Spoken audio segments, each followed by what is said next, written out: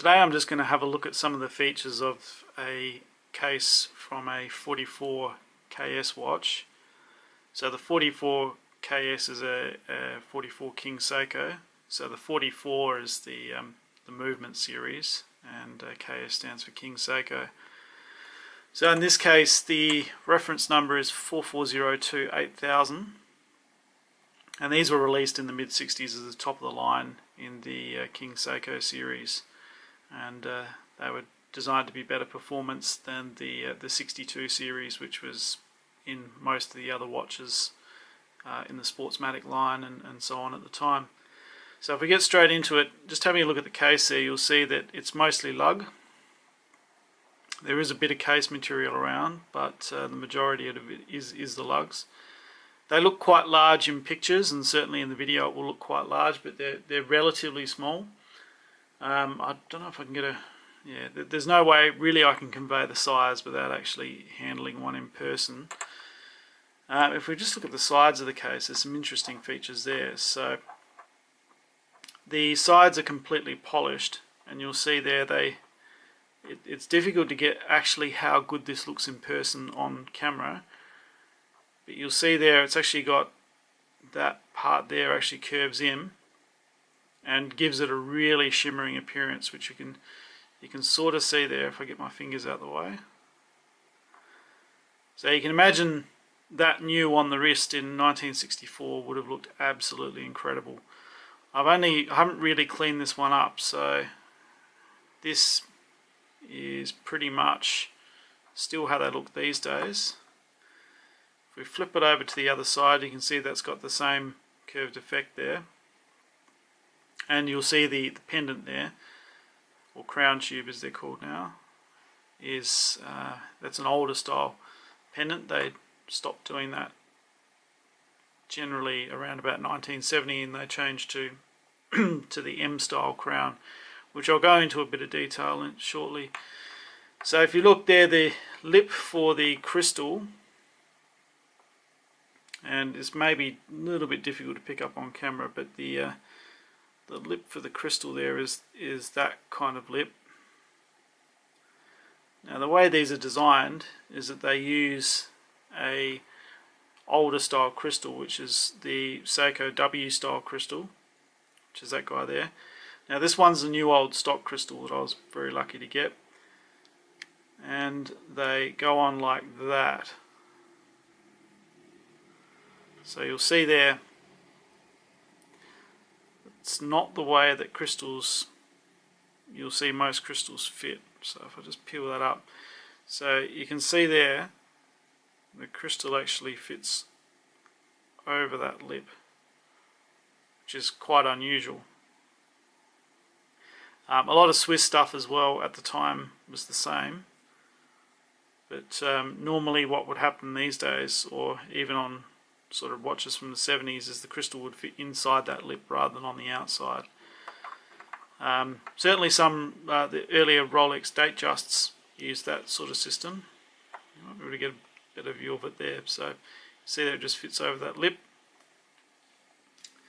Now I'll show why that is in a sec. We'll just put in the dial ring here, or the crystal ring. There we go. So the crystal ring on this is satin aluminium. They didn't put in a rhodium plated ring in these. They normally would these days. So you can see that there. And then the crystal fits over there. You can see there it's locked into the groove there. And then what happens is, this is the bezel here. So the bezel underneath is actually flat, which you'll see there. And it's actually retained entirely by the crystal. So most bezels these days will have a like a locking clip on them, or a locking lip, but these ones are completely flat underneath. And you put that on top and compress that down. And I'm not going to do this right here because it's a little bit tricky and they're very easy to break, but that compresses down, squashes the edge of the crystal in, to make it watertight or water resistant, and that forms your seal as well. So that was a fairly common way of doing crystals back then. Of course, the big risk with this is if you don't get it on exactly right, you're going to crack the rim of the crystal, which is quite possibly why they eventually abandoned that system. So just moving on now to the crown, and the crown is a SEIKO W style crown. The reason I say W is because that's the part number is partly that, so they're normally like 55 W something or other, and then the color code, which is either NG or NS, and NG means gold, NS means silver. And you'll see with this sort of crown, it's actually a Swiss style crown. So they've got the gasket packed into the back of the crown.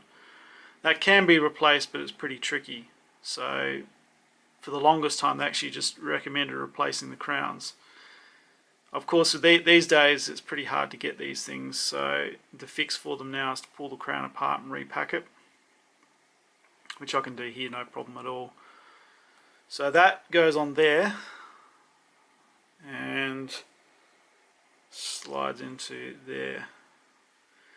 Now this gasket still feels okay, but I'm still going to replace it anyway with a Viton one, which means it shouldn't need to be replaced again.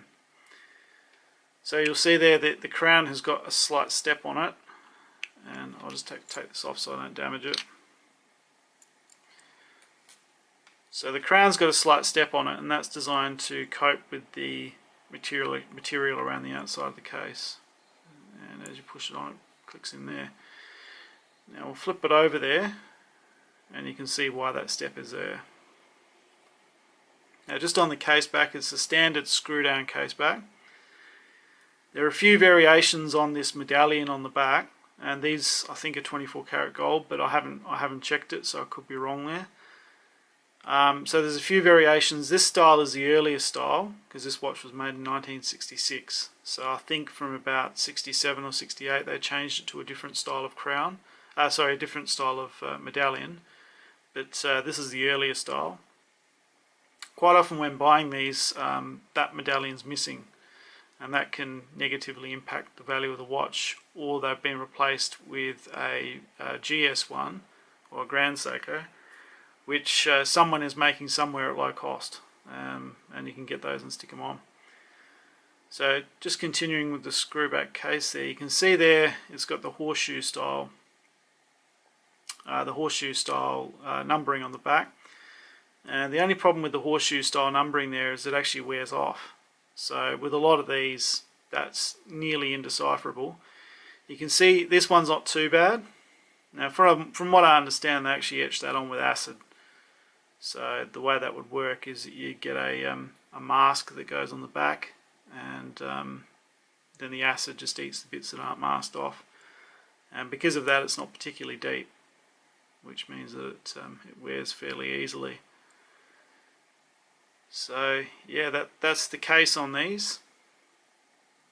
If buying these, if they've been over polished, they won't have the sharp edges right there. They'll be rounded. Now stock standard unpolished, you'll see that they've got a very sharp edge there.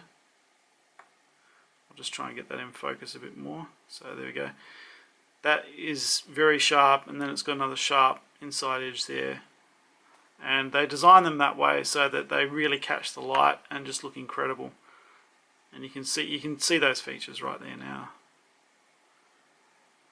So yeah, if buying these, look out for that sort of stuff, because if the case has been polished and it hasn't got those sharp edges, they're really not worth a whole lot of money, and they look quite bad. Also the crowns, a lot of the crowns have been replaced. This is the correct sort of crown, so it should have SW on it. If it doesn't have that, it's probably the wrong crown.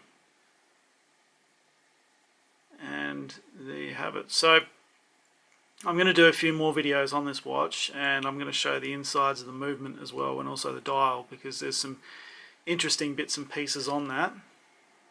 And yeah, it might take a few videos, but we'll get through it all, and just show you all the really cool things about these watches. Thanks for watching, and I'll have another video out soon.